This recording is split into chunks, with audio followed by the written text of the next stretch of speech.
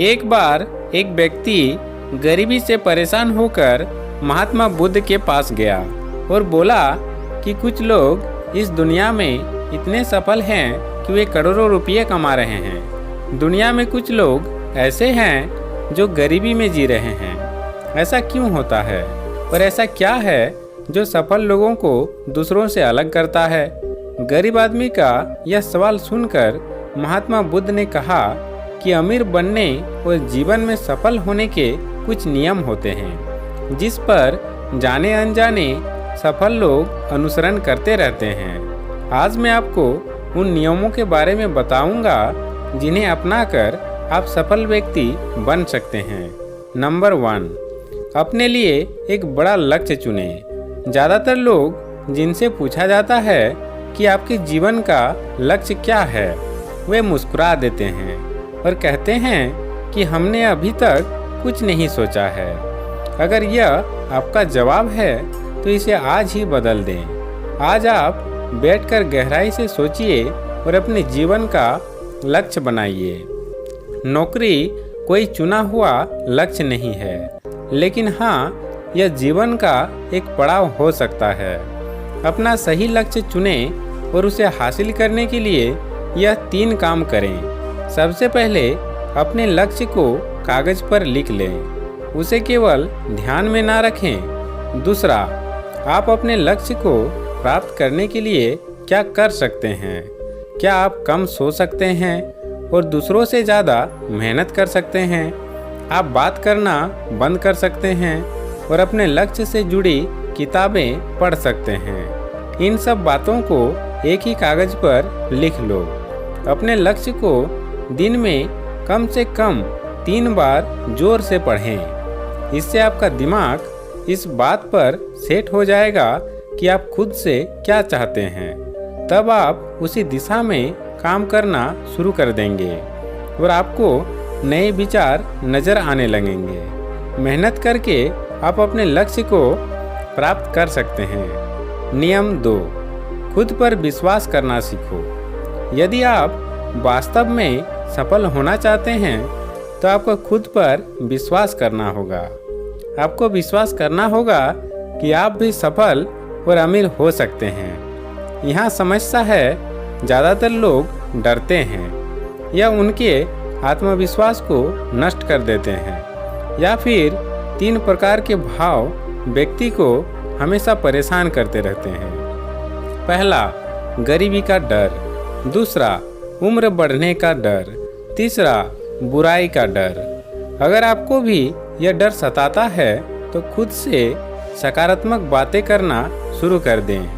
हमेशा सकारात्मक बोलने से आपका डर खत्म हो जाएगा और आत्मविश्वास बढ़ेगा। हमेशा अपने डर का सामना करना सीखें। जीत आपकी ही होगी। छोटा बच्चा अगर गिरने के डर से चलना बंद कर दे तो क्या वह कभी चल पाएगा?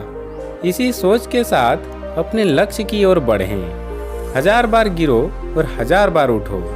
नियम 3, जो भी काम करें उसे पूरे जोश के साथ करें।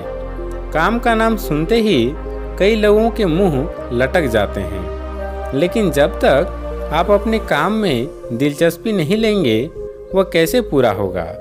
इसके लिए काम को टुकड़ों में बांट लें और बीच बीच में थोड़ा आराम कर लें। काम को मज़ेदार बनाएं और हमेशा खुद से कहें कि मैं जो करता हूँ उससे प्यार करता हूँ। नियम 4, खुद के प्रति सच्चे रहना। लगन से हमारा काम जल्दी हो जाता है, लेकिन आत्मसंयम हमें हमेशा सही दिशा में रखता है। जैसे सुबह जल्दी उठना और समय पर कहीं पहुँचना। काम को अधूरा ना छोड़ें और टाल मटोल ना करें। फालतू की बातों में समय बर्बाद ना करें, क्रोध ना करें और बहस ना करें। यह सभी चीज़ें हैं जिन्हें करने या ना करने के लिए आपके पास आत्मनियंत्रण होना चाहिए, तभी सफलता मिलेगी। यदि कोई दुकानदार सही समय पर दुकान नहीं खोलता है तो क्या उसका व्यवसाय ठीक से चल पाएगा? जीवन में सफल होने के लिए आपको कुछ मौज मस्ती का त्याग करना होगा। इसलिए खुद पर नियंत्रण रखना सीखें। नियम 5, बचत करने की आदत डालें। बहुत से लोग थोड़ा पैसा नहीं कमाते हैं और महंगी और दिखावटी चीज़ें खरीदना शुरू कर देते हैं। अपनी सोच और वह ऐसी चीज़ें खरीदते जाते हैं जिससे उसका खर्चा बढ़ जाए, जैसे महंगा घर बनवाना, महंगे आभूषण आदि। इसलिए वे कभी बचत नहीं करते और हमेशा गरीबी में रहते हैं। एक व्यक्ति को अपनी कमाई का 10% बचाना चाहिए। दोस्तों, आप पैसे बचाकर और उसे सही जगह निवेश करके अमीर बन सकते हैं। नियम 6, एक नेता की तरह सोचना सीखें। केवल वे जो सोचते हैं एक नेता की तरह सफल होते हैं। एक नेता की तरह काम करने के लिए यह काम करें। आप अपने लक्ष्य को कैसे प्राप्त करेंगे इसकी पूरी योजना बनाएं। फिर उन लक्ष्यों को हासिल करने के लिए जरूरी चीज़ें करना शुरू करें। नेता और आम आदमी में यही फर्क है। 2-3 बार असफलता मिलने के बाद आम आदमी के होश उड़ जाते हैं। कोई नेता कितनी बार भी असफल हो जाए लेकिन वो हार नहीं मानता और अपना प्रयास जारी रखता है। एक सच्चा नेता कभी रुकता नहीं है और साहस के साथ आगे बढ़ता रहता है। नियम 7, लीक से हटकर सोचने की कोशिश करें और कुछ नया करने की कोशिश करें। इसका मतलब है रचनात्मक दृष्टिकोण अपनाएं। लेकिन जीवन के अनुभव ही हैं जो एक व्यक्ति को रचनात्मक बनाते हैं और उसे कुछ नया और अलग करने का आइडिया दें। मनुष्य के जीवन में जो दुख और परेशानियां जुड़ती है उनमें नए नए विचार जन्म लेते हैं। जब जीवन में कोई समस्या आती है तो व्यक्ति हमेशा उसका समाधान ढूंढ ही लेता है। अपनी क्रिएटिविटी को बढ़ाने के लिए ऐसे कामों के बारे में सोचें जो आज तक किसी ने नहीं किया। इसके लिए विभिन्न विषयों का अध्ययन करें और स्थानों का भ्रमण करें, नए लोगों से बात करें और नई चीज़ें आजमाएं। नियम 8, हमेशा और अधिक करने का प्रयास करें।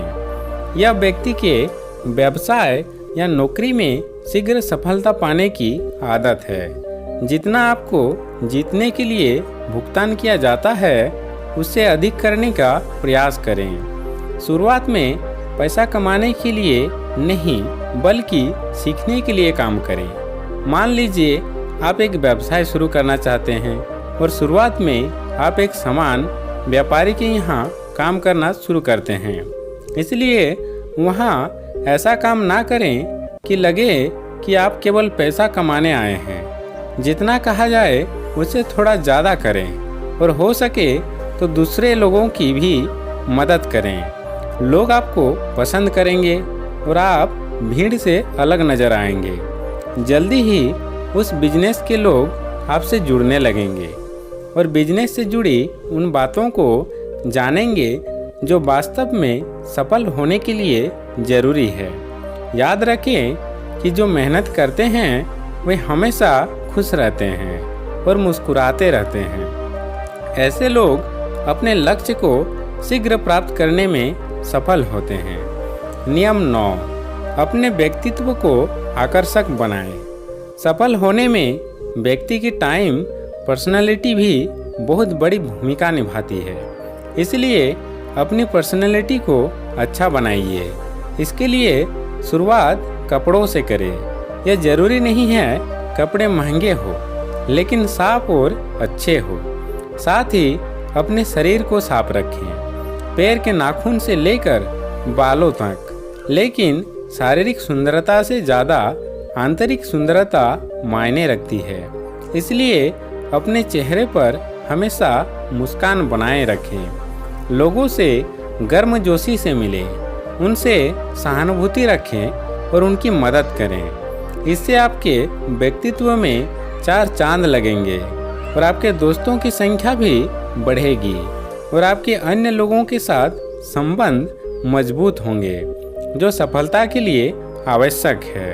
नियम 10, लोगों की बुराई पर ज़्यादा ध्यान ना दें। आप चाहे कुछ भी कर लें, आपके आसपास हमेशा कुछ ऐसे लोग होंगे जो हमेशा दोष निकालते रहेंगे या बुराई ही करेंगे।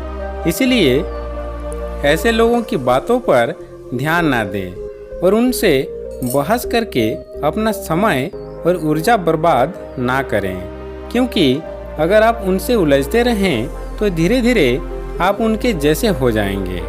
नियम 11, अपने दिमाग को लक्ष्य पर लगाना सीखो। ऐसा व्यक्ति कभी भी सफलता प्राप्त नहीं कर सकता जो थोड़ी सी परेशानी आने पर अपने लक्ष्य को छोड़ देता है या दूसरे सफल व्यक्ति को देखकर सोचने लगता है कि उसका काम ज़्यादा फायदेमंद और आसान है और अपना काम बीच में छोड़कर खुद ही जातक के काम में लग जाता है। चुपचाप बैठो और अपना लक्ष्य तय करो, उसके बाद पीछे ना हटे, चाहे कितनी भी मुश्किल हो। उसे पाने के लिए हम निश्चित रूप से सुखद लक्ष्य को प्राप्त करने के तरीकों को बदल सकते हैं, लेकिन लक्ष्य होना चाहिए।